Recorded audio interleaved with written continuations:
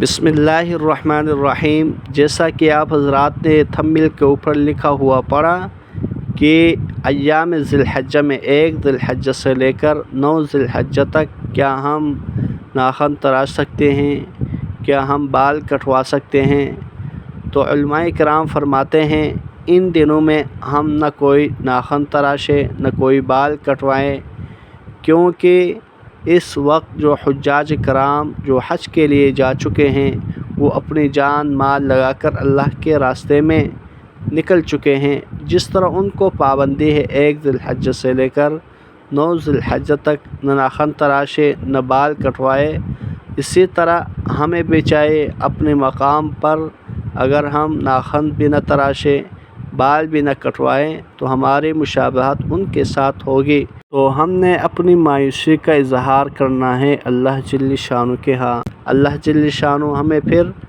हज के लिए कबूल फरमाएंगे। तो इसी मुशाबहत के एतबार से उलमाए कराम फरमाते हैं कोई बंदा ये अमल करता है यानी न नाखून तराशता है न बाल कटवाता है तो ये एक मुस्तहब अमल है, लिहाजा उसको सवाब मिलेगा। अगर कोई बंदा नाखून भी तराशता है बाल वगैरह काटता है तो इसमें कोई मुज़ायक़ा नहीं। तो अल्लाह जल्ल शानु हम सबको इल्म पर सही तरह अमल करने की तौफ़ीक़ अता फ़रमाएँ।